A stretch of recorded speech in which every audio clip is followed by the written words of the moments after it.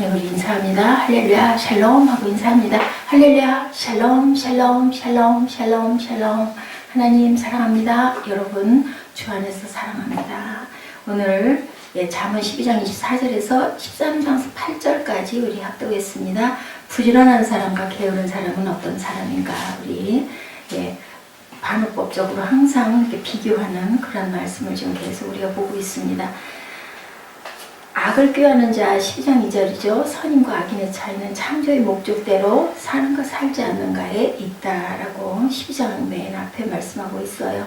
선한 사람 에베소서 2장 10절입니다. 우리는 그가 만드신 바라 그리스도 예수 안에서 선한 일을 위하여 지으심을 받은 자라고 이렇게 증거하죠. 디도서 2장 14절에서 선한 일을 열심히 하는 자기 백성이 되게 하려 하십니다. 우리는 선한 일을 열심히 해야 되겠죠. 또한 악인에 대한 것 시편 119편 53절에 주의 율법을 버린 악인들, 에레미야 2장 19절에 내 하나님 야훼의 버림과 내 속에 나를 경외하니 없는 것이 악이다.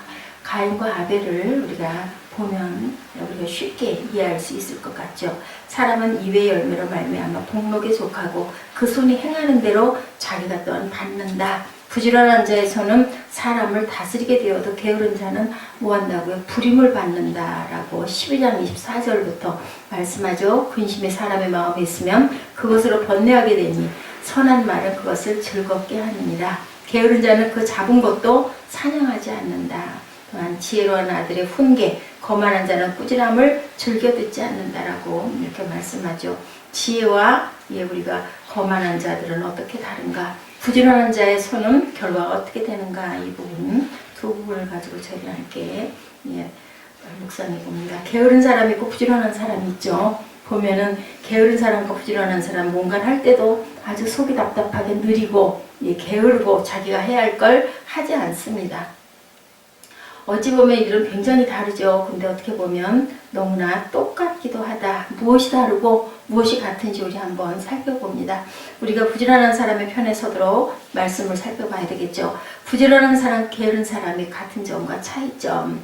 부지런한 자의 손은 사람을 다스리게 되어도 게으른 자는 불임을 받는다라고 오늘 12장 24절에 말씀을 하죠. 좀 우리는 각자 스스로 나는 부지런한 사람인가 게으른 사람인가 한번 잠깐 생각해 보죠. 부지런한 자나 게으른 자나 결국 일의 양은 같게 되는 면이 있음을 말씀하고 있어요. 왜 그럴까?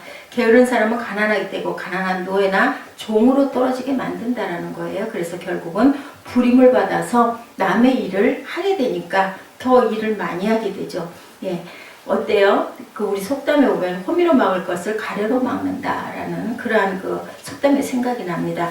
호미로 할 수 있는 일을 가래로 한다는 것은 일이 그만큼 많아진다라는 거예요. 게으른 사람들이 그렇다고 얘기하죠. 게으르지 않았다면 잘 살 수 있을 텐데 게을러가지고 그만 남의 일을 하는 일꾼이 된다. 게으른 종이 된다. 종이 되면 얼마나 일을 많이 합니까? 그런데 일을 많이 해도 내 것은 아무것도 없어요. 부지런한 사람은 부지런하게 자기 농사 땀 흘려 함으로 인하여 자기 낯가리에 곡식이 많이 쌓이게 되고 그것으로 편하게 먹으면서 오히려 남을 나눠줄 수도 있는데 게을러가지고 결국은 남의 거 얻어먹는 사람은 눈치 보고 그 사람 비유 맞춰야 되고 또 가서 상일까지 해줘야 된다는 거죠. 그런데 일을 하면서 보람을 느낄까? 아니죠. 그냥 이게 내가 그 돈 갚아야 되니까 아니면 대가를 받아야 되니까 내가 이 일을 해줘야지. 그러다 보면은 성취감도 없고 보람도 없고 마음에 기쁨도 없다. 게으른 사람은 타인에 의해서 수동적으로 일을 하고 자기 열매가 아니라 남의 열매를 위해서 수고를 하기 때문에 거기에 대한 어떤 자존감이 발동할 수가 없다. 우리는 부지런한 사람이 결국은 되어야 되겠죠. 영적인 일도 마찬가지일 것 같습니다. 게으르면 나중에 가래로 막아야 된다. 열심히 영적인 일에 우리가 열심을 품고 섬기면 결국은 나중에 내가 섬김을 받게 되죠. 그래서 어떻게 해요? 우리는 주는 만큼 꼭 대가를 돌려받는다. 그래서 땀 흘려 저희들 씨를 뿌려야 기쁨으로 거둔다라는 말씀과 같습니다. 게으른 사람은 그가 잡은 동물도 요리하지 않지만 부지런한 사람은 그가 가진 모든 것을 선용하느니라. 27절에도 12장 27절에도 말씀합니다. 이 사용한 단어가 단 한 번 나오는 단어예요. 아주 다양하게 해석이 되는데 우리가 볼 때 이 번역한 구절이 여기서는 영어 세 번역에 보니까 의미가 게으른 사람은 자기가 가지고 있는 것을 제대로 사용하지 못한다라고 표현되어 있습니다. 부지런한 사람이나 게으른 사람이나 가지고 있는 것이 같아도 사용하는 데 있어서 달라서 나뉘어진다. 우리가 많이 가진 것이 중요한 것이 아니라 자기가 가지고 있는 것을 어떻게 잘 사용하느냐에 따라서 그 열매가 달라지죠. 내가 가지고 있는 것을 남에게 잘 섬기고 나누면 결국 나중에 그만큼 풍성한 대접을 받아서 나에게 오히려 더 기쁨으로 돌아온다는 것을 말씀에서 우리가 깨달을 수가 있습니다. 많이 가지는 것이 중요한 것이 아니다. 잘 선용하자. 아까 제가 초반에 여러분들에게 말씀드렸죠. 예, 어때요? 우리는 그가 만드신 바인데 선한 일을 위해서 지으심을 받았기 때문에 선한 일을 할 때 하나님께 칭찬받고 복을 받는다. 가인과 아벨을 우리가 생각해 보면 합니다. 창조의 목적에 어때요? 사람으로 살지 않고 결국은 동생을 시기 질투해서 죽임으로 인하여서 결국은 벌을 받죠. 요한일서 3장 11, 12절에 우리는 서로 사랑할지니 이는 너희가 처음부터 들은 소식이라. 가인같이 하지 말라. 자기 행위는 악하고 그의 아우의 행위는 의로움이라. 그리고 또한 사람은 입의 열매로 말미암아 복록이 족하며 그 손이 행하는 대로 자기가 받는다라는 말씀이 우리 오늘 본문 잠언 12장 24절부터 13장 8절의 말씀과 같습니다. 게으른 자는 마음으로 원하여도 얻지 못하나 부지런한 자의 마음은 풍족함을 얻는다. 결국은 우리가 부지런하고 또한 선을 위해서 일했을 때 나중에 기쁨도 되고 그 열매도 풍족하게 얻을 수 있고 근심이 사람의 마음에 있으면 그것을 번뇌케 한다. 선한 말은 그것을 즐겁게 하느니라. 말도 또한 선한 말을 했을 때 우리가 즐거운 마음이 된다. 의인은 이웃의 인도자가 되나 악인의 소행은 자신을 미혹하게 한다. 12장 26절에도 그러죠. 그래서 우리는 의롭다함을 칭함을 하나님께 받았어요. 자격은 하나도 없는데 그래 너 착한 너야 하고 자꾸 얘기하다 보면은 내가 나쁜 짓 하려고 하면 마음에 그죠 근심이 오죠. 마음에 가책이 옵니다.